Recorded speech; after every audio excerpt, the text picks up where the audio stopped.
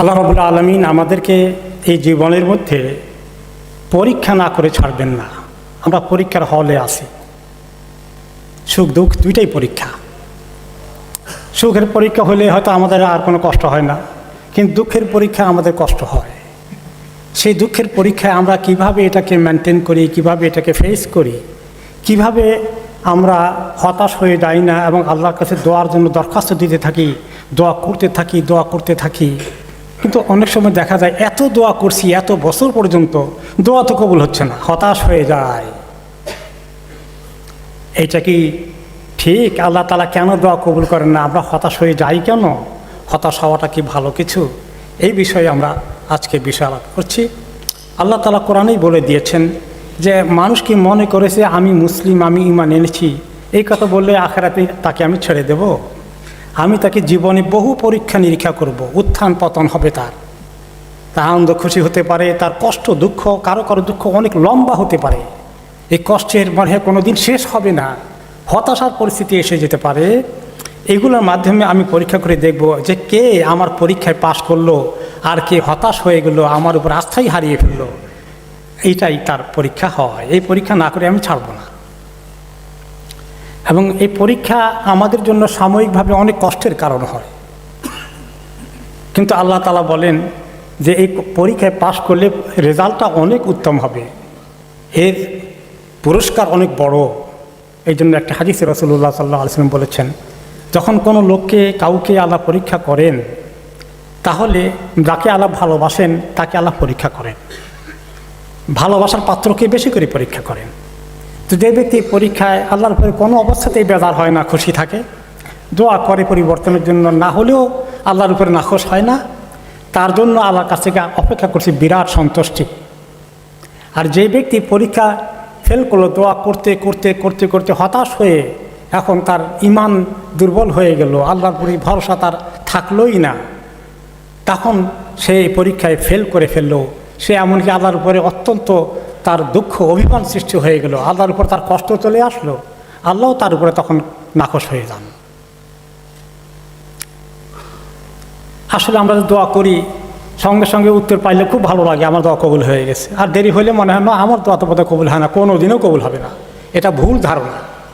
একটা হাদিসে রাসূলুল্লাহ সাল্লাল্লাহু আলাইহি ওয়াসাল্লাম বলেন যে কোনো মুসলিম যখন সত্যিকারভাবে ঠিকমতো দোয়া করে, যে দোয়ার মধ্যে কোনো গুনাহ কামাই করার জন্য দোয়া করে না, চুরি করতে পারি এই জায়গায় এই বাড়িতে, এর জন্য দোয়া করলো, এরকম দোয়া কবুল করা কি ভালো নাকি?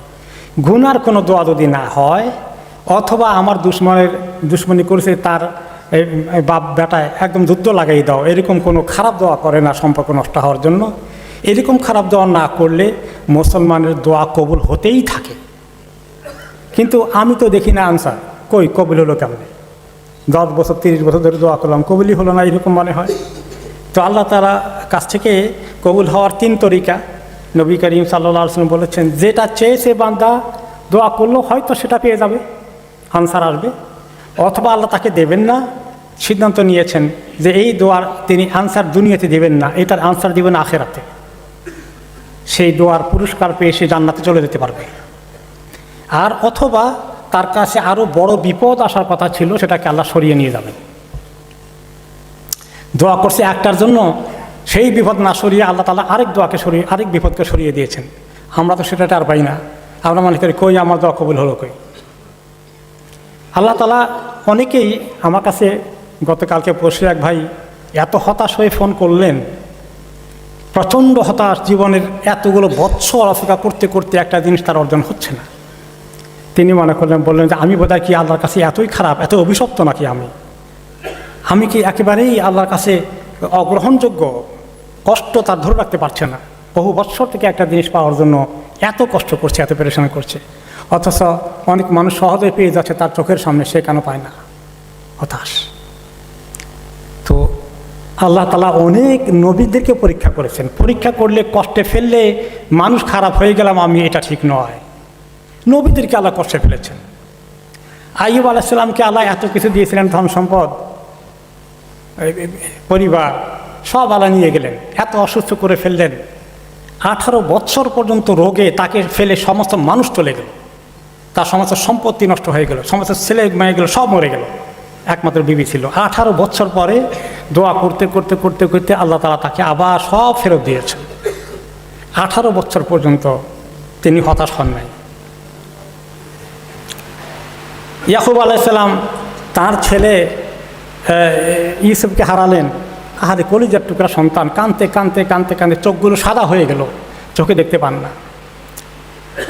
কত বছর পরে ইউসুফকে ফেরত পেয়েছেন? বিভিন্ন রেওয়ায়েত আছে। একটা রেওয়ায়েত আছে যে 40 বছর পরে পেয়েছেন।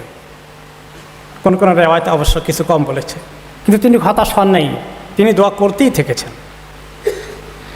ছেলেমেয়েরা বললো যে এত কাঁদেন এত কাঁদেন এত কাঁদেন, আপনি তো নিজেকে হালাক করে ফেলতেছেন, সবর করেন না কেন? তিনি বলেন আমি তো শুধু আল্লাহর কাছে কাঁদি, আল্লাহর কাছে কাঁদার মধ্যে তো কোনো আপত্তি নাই, আল্লাহর কাছে চাওয়ার মধ্যে কোনো আপত্তি নেই। ইউনূস আলাইহিস সালাম মাছের পেটে চলে গেলেন, দোয়া করলেন করলেন করলেন। এত বড় পরীক্ষা, মাছের পেটে সঙ্গে সঙ্গে আল্লাহ উঠান নাই। কতদিন ছিলেন? কেউ কেউ বলেছেন 3 দিন ছিলেন মাছের পেটে, কেউ কেউ বলেছেন 7 দিন ছিলেন। এগুলো সুস্পষ্টভাবে কিছু বর্ণনা আসেনি। কেউ কেউ আর একটু বেশি সময়ের কথা বলেছেন, কিন্তু তারপরে আল্লাহ উদ্ধার করেছেন। তাহলে আমরা কী দেখলাম? যে নবীদেরকেও আল্লাহ বড় বড় পরীক্ষা করেছে।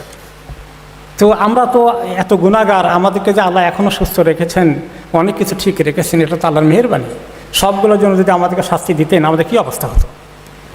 এই জন্য দোয়া করলে দোয়া কবুল হলো না, এই ধারণাটা ভুল। এটা কখনো যেন মনে না আসে। আমি যদি ইখলাসের সাথে দোয়া করি আর হারাম দোয়া না করি, সেই দোয়া কবুল হয়ে যাবে।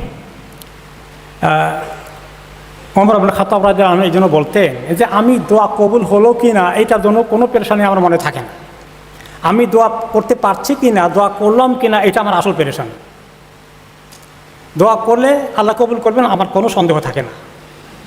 সেটা আজকেও হতে পারে, পরেও হতে পারে। কোনো সময় দোয়ার আনসার আপনি দুনিয়াতে দেখবেন না, এটা আল্লাহ সিদ্ধান্ত। এই দোয়ার রেজাল্ট আল্লাহ আপনাকে দুনিয়াতে দেবেন না, কিন্তু এর বিনিময়ে এত বড় পুরস্কার দিবেন আখিরাতে।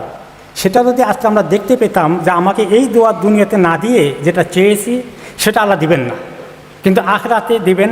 ওইটা পেয়ে আমি বলবো আল্লাহ আমি কত ছোট জিনিস চেয়েছিলাম, আপনার উপর একটু কষ্ট এসে গেছিলো, দিলেন না কেন? কিন্তু এখন আখিরাতে আপনাকে দিয়ে যে আপনি আমাকে কত বড় নিয়ামত দিয়ে ধন্য করলেন, সেই জন্য আমরা কখনো যেন হতাশ না হই। ইমাম ইবনুল কাইয়্যিম রাহিমাহুল্লাহ আলাইহি বলেছেন, আল্লাহ রাব্বুল আলামিন